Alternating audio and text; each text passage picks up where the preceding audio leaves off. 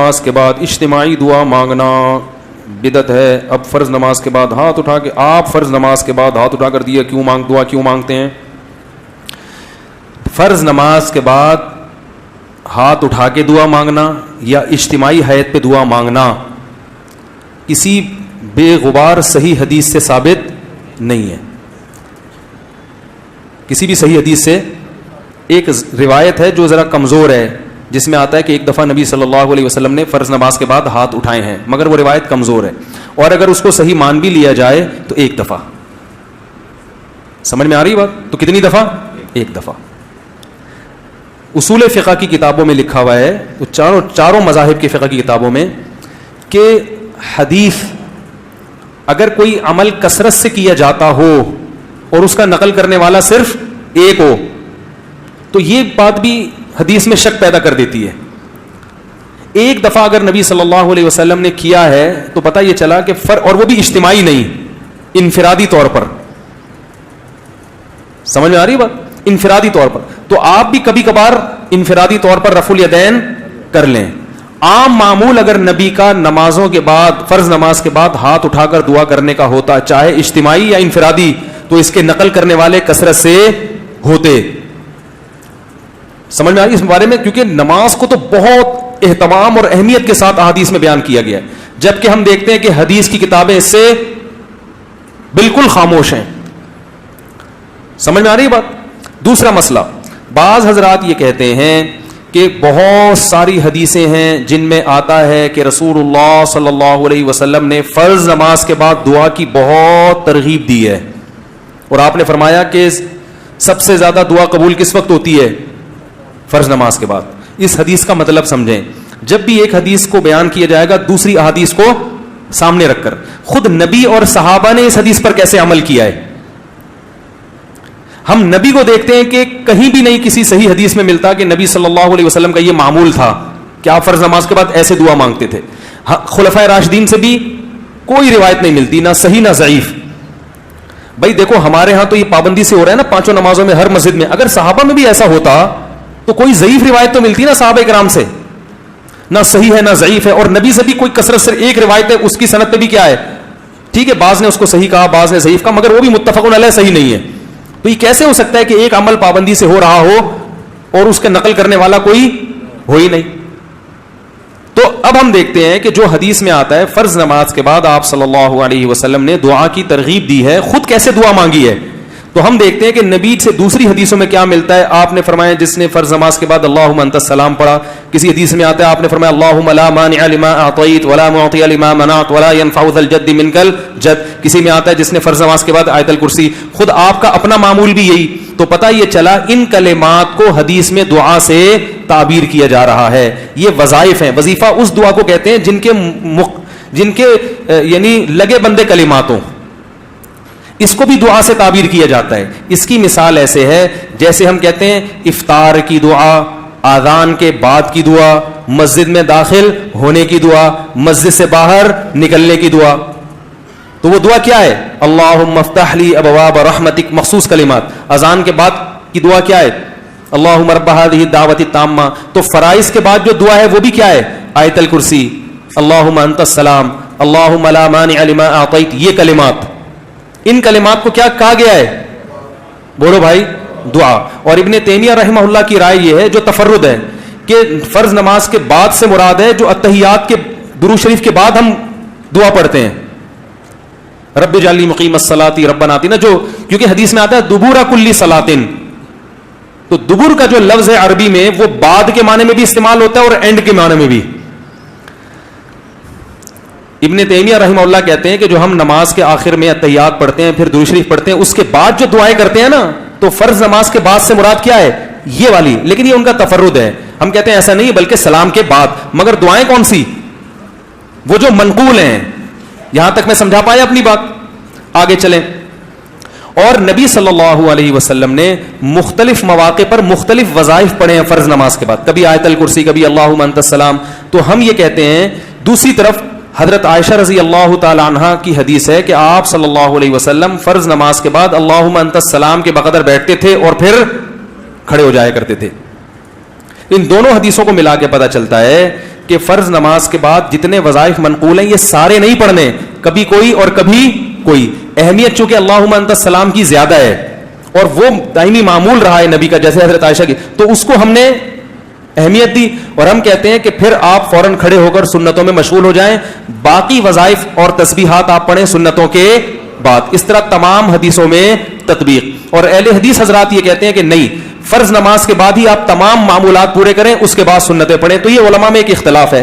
لیکن ہاتھ اٹھا کے دعا مانگیں جیسے ہمارے ہاں رائج ہے, یہ کہیں بھی نہیں ہے. حتیٰ کہ چاروں, یہ تو اب یعنی اہل حدیث میں بھی نہیں ہے, وہ تو ہے, وہ تو سب کو پتا ہے نہیں ہے. یہ فقہ حنفی میں بھی نہیں ہے, فقہ شافی میں بھی نہیں ہے, فقہ مالکی میں بھی نہیں ہے, اور فقہ حنبلی میں بھی نہیں ہے. کیونکہ فقہ حنفی کی کتابیں بھی اس سے خالی, فقہ مالکیہ, شافعیہ, حنابلہ ان کی کتابیں بھی اس سے بالکل خالی. نہ صرف خالی بلکہ اس کے مخالف. فتاوی عالمگیریہ فقہ حنفی کی کتاب ہے نا, اس میں لکھا ہے کہ امام کو چاہیے کہ سلام پھیرنے کے بعد اللہم انت السلام کے بقدر بیٹھے اور اس کے بعد کھڑا ہو جائے. یہ کہیں بھی نہیں لکھا کہ اس میں کیا کرے, اجتماعی دعا مانگے یا انفرادی دعا مانگے, کہیں بھی نہیں لکھا ہوا, بلکہ اس کے خلاف لکھا ہوا ہے. تو اس لیے یہ فقہ حنفی میں بھی نہیں ہے. ہاں یہ ہمارے اکابر میں ایک چیز رائج ہو گئی ہے, ہمارے بزرگوں میں, جو ہندوستان میں بہت تیزی سے, بولو بھائی, پھیل گئی. جب رائج ہو گئی تو حضرت مفتی محمد شفیع صاحب رحمہ اللہ تعالیٰ کا اجتماعی دعا پر ایک رسالہ ہے, مفتی اعظم جو تھے, انہوں نے فرمایا کہ اب اس کو ایک دم ختم کرنے میں کیا ہے, آیا کہ اس لیے کسی مسجد میں اگر یہ دعا مانگی جا رہی ہے تو ختم کرنے پر اصرار نہ کیا جائے, کیونکہ فی نفسی ہی تو دعا کا موقع ہے نا فرض کے بعد. بھائی فی نفسی ہی حدیث میں آتا ہے کہ فرائض کے بعد دعا قبول ہوتی ہے, اس کی یہ کیفیت نہیں ہے. تو فی نفسی ہی نماز کے بعد دعا کا ایک موقع ہے, تو اس میں عوام نے کچھ چیزیں اپنی طرف سے لگا کے اجتماعی حیت بنا دی. تو چونکہ ایک ہوتی ہے, ایک چیز کا سرے سے کوئی اصل ہی نہیں ہے, اور ایک اصل ہے مگر اس کی کیفیت منقول نہیں ہے, تو اس میں معاملہ تھوڑا سا کیا ہو جاتا ہے, اہون ہو جاتا ہے, کمتر ہو جاتا ہے. تو اس لیے انہوں نے لکھا کہ چونکہ یہ اتنی زیادہ پھیل گئی ہے, اس کو ایک دم ختم کرنا, اس میں فتنہ بہت ہے, اور خود شریعت ہی فتنے کو پسند نہیں کرتی. تو ائمہ کرام کو چاہیے محبت سے لوگوں کی ذہن سازی کریں, لیکن ایک دم اس کو چھوڑنے کی کوشش, بولو بھائی, نہ کریں. یہ کون کہہ رہا ہے, مفتی اعظم, جو حضرت مفتی تقی صاحب کے کیا تھے, والد تھے. اس لیے کہ میرا جب یہ کلپ جاتا ہے نا, تو بہت سے لوگ میرے خلاف ایک طوفان کھڑا کر دیتے ہیں کہ یہ حنفی نہیں ہے, یہ پتہ نہیں, یہ تو بزرگوں ہمارے اکابر کے خلاف چل رہا ہے, تو پتہ نہیں کیا کیا لوگ بنانا شروع کر دیتے ہیں. تو ہمارے اکابر قرآن و سنت کے فالوورز تھے, لیکن اگر کسی اکابر نے کوئی چیز کر دی ہے تو اب یہ تو نہیں کہ اس کو آپ نے لازمی قرآن و حدیثی کے مطابق کرنا ہے کیونکہ ہمارے بزرگ نے کر دی ہے, ایسا تھوڑی ہوتا ہے. کسی بزرگ سے بھی تو خطا ہو سکتی ہے, بڑے بڑے علماء سے خطا ہوئی ہے. میرے شیخ و مرشد مفتی رشید احمد صاحب, جن سے میں اتنے سال بیعت کا تعلق رہا, تو ایسا الفتاوی میں ان کے بعض مسائل سے ہم نے رجوع کیا ہے. ہم نے کہا یہ حضرت کی رائے تھی مگر ہم اس سے متفق, بولو بھائی, نہیں ہے. تو اب کس کا یہ مطلب کہ ہم اکابر کو نہیں مانتے, اور ہمارے شیخ نے بعض چیزوں میں اپنے شیخ سے اختلاف کیا ہے. تو یہ تو علماء میں ہر دور میں چلا آ رہا ہے کہ امام ابو یوسف نے بعض چیزیں امام ابو حنیفہ کی نہیں مانی, تو کیا مطلب وہ امام حنیفہ کو ہی نہیں مانتے تھے. تو اگر بعض اکابر, سب نہیں, اگر ہم اپنے کسی بعض اکابر سے کوئی مسئلے میں اختلاف کر لیتے ہیں تو اس کا یہ مطلب نہیں ہے کہ ہم ان اکابر کو گمراہ سمجھنے لگے ہیں. بعض لوگ کہتے ہیں آپ کا علم زیادہ تھا, یہ ان علماء کا علم زیادہ تھا, تو میں ان سے کہتا ہوں آپ کا علم زیادہ ہے, مفتی شفیع صاحب کا علم زیادہ ہے نا.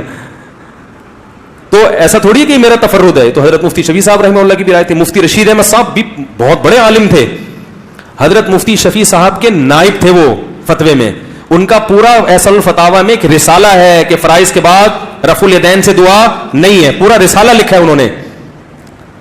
تو وہ بھی تو ہمارے اکابر ہی میں سے ہی تھے.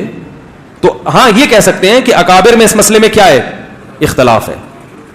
تو ٹھیک ہے, آپ کو جس کی رائے زیادہ بہتر لگے آپ اس کی رائے کو فالو کریں, دوسرے کی رائے پر طنز نہ کریں. آپ کو اگر میری رائے غلط لگتی ہے تو آپ ان اکابر کی رائے کو فالو کریں, ہم پہ طنز نہ کریں. اور ہمیں اگر یہ رائے صحیح لگتی ہے تو ہم اس رائے کو فالو کریں.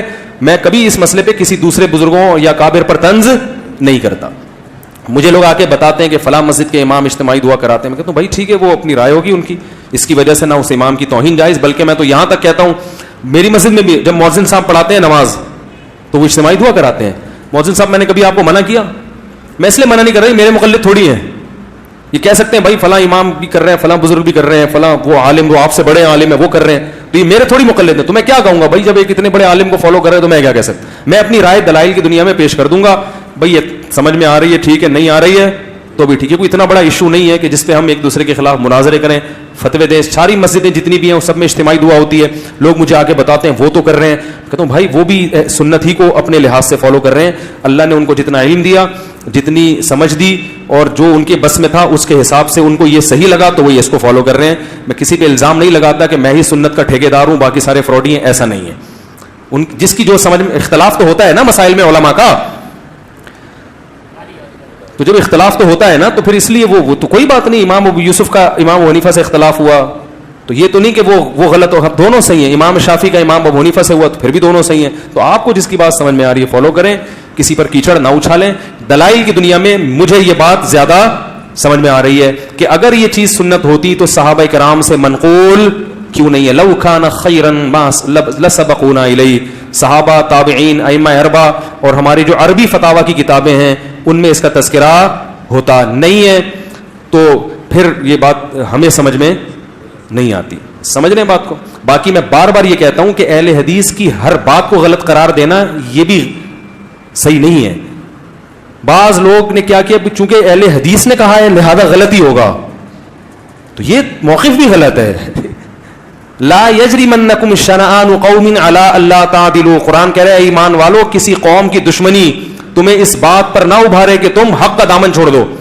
اگر اہل حدیث نے کوئی بات درست کی ہے تو آپ کو ماننی چاہیے, غلط کی ہے تو آپ کو بتانا چاہیے. ہم اس کی تو اہل حدیث کی بہت سی چیزوں کو ہم غلط بھی کہتے ہیں لیکن بہت سی چیزوں کو ہم صحیح بھی کہتے ہیں, اور بہت سی چیزوں کو ہم یہ کہتے ہیں کہ اس میں دونوں طرف احتمال ہے, دونوں رائے, اجتہادی مسئلہ ہے, یہ بھی صحیح ہو سکتا ہے وہ بھی صحیح ہو سکتا ہے. تو اعتدال کا جو راستہ ہے نا وہ نہیں چھوڑنا چاہیے. تو میں کیوں مانگتا ہوں؟ پہلی بات, میں اجتماعی نہیں مانگتا, میں فرض کے بعد اجتماعی دعا نہیں مانگتا. میں اللہم انت السلام پڑھتا ہوں صرف, اور رفع الیدین ہلکا سا کرتا ہوں کیونکہ لوگوں میں تحمل نہیں ہے. اگر میں نے یہ بھی نہیں کیا تو اگلی نماز میں پبلک شارٹ کر دے گی مجھے. چلو کوئی بات نہیں, شارٹ کرے گی تو کیا ہوگا, دین کا سارا سلسلہ کیا ہو جائے. کسی اور مسجد میں جائیں گے تو وہاں بھی شارٹ, تیسری مسجد میں گئے وہاں بھی, تو شارٹ ہوتے ہوتے نتیجہ کیا نکلے گا, اپنا ایک الگ فرقہ جو لوگ کر رہے ہوتے لانچ ہو رہا ہوگا, اور اس کا نام کیا ہوگا, اجتماعی دعا بدعت. یہاں سے شروع ہوگی. تو امت کو ایک ایسے کام میں لگائیں گے جس کی شریعت میں کوئی خاص اہمیت بولو بھائی نہیں ہے. تو چونکہ فی نفسی ہی ایک چیز جائز ہے, اس کو سنت سمجھنا غلط ہے. تو فی نفسی جب ایک چیز کا جواز ہے اور فی نفسی موقع بھی ہے تو اس گنجائش سے فائدہ اٹھاتا ہوں کہ بھائی چلو فی الحال اتنا کر لو انفرادی, اور اللہم انت السلام پڑھو اس میں, اور تھوڑی دیر رفع الیدین کر لو. عوام کو باقی سمجھاتے رہو. جب یہ مسجد کے نمازیوں میں تحمل پیدا ہو جائے گا, ہم بڑے ہو جائیں گے, بزرگ بن جائیں گے, سفید داڑھی ہو جائے گی, عمر کمر جھک جائے گی, ہم سے بڑے بڑے اکابر دنیا میں موجود ہیں, لوگ کہہ رہے ہیں بھائی ہم ان سے فتویٰ لیں گے آپ سے کیوں لیں, تو ان کو میں نہیں سمجھا, ان لوگوں کو میں اس بات پہ قائل نہیں کر سکتا.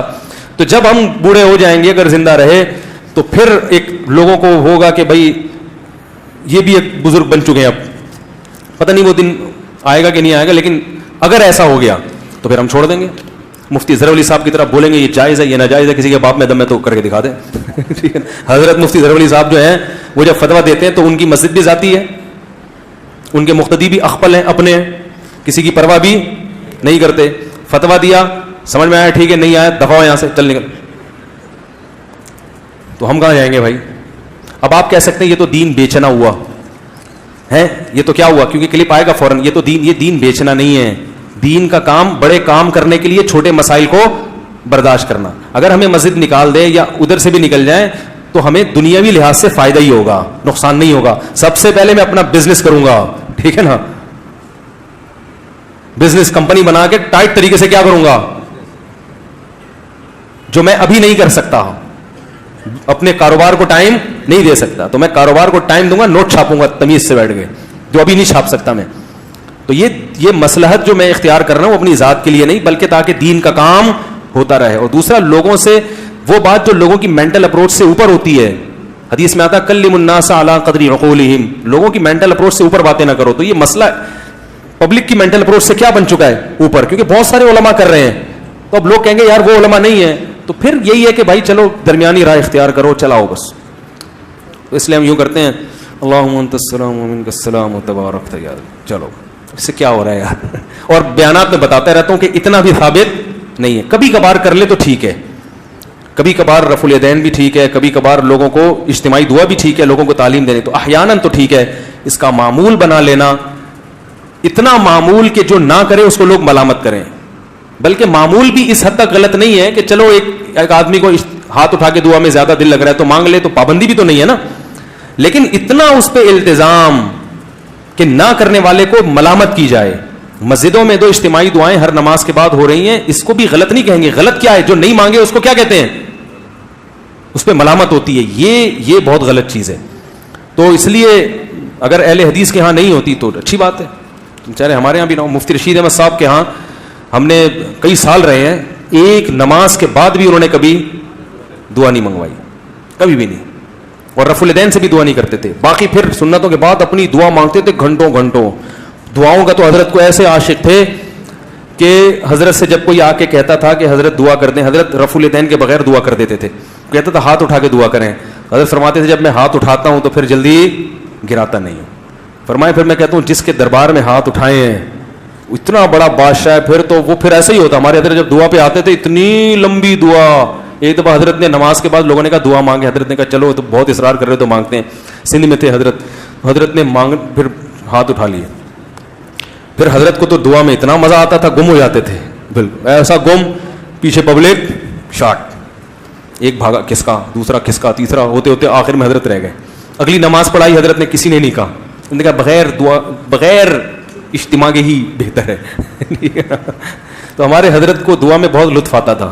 جب دعا شروع کرتے تو بس ایک بیان میں حضرت جب بیان کرتے کرتے شاعری شروع کرتے اللہ کی محبت میں, اس میں حضرت کا جیسے میرا بیان ہوتے ہوتے شادیوں پہ ہے تو پورا ٹاپک چینج نا, ایک دم شادیاں شروع ہو جاتا ہے. تو ہمارے حضرت جب اللہ کی محبت پہ آتے تھے نا بیان کے دوران, موضوع کچھ اور چل رہا ہے, جہاں اللہ کی محبت آ گئی ٹاپک چینج, حضرت کا رنگ چینج ہو جاتا تھا. اور پھر جو اللہ کی عشق میں اشعار شروع کرتے, فرماتے ارے کدھر چلا گیا, یہ کہتے تھے. کہتے ہیں پھر مزہ ہی آ گیا, پھر وہی چلتا رہتا تھا. بڑا مزہ آتا تھا ہمیں بھی, کیونکہ وہ دل کی جو اللہ کی محبت کی جو چنگاری تھی وہ چہرے سے جھلکتی تھی, وہ بیان میں جھلکتی تھی.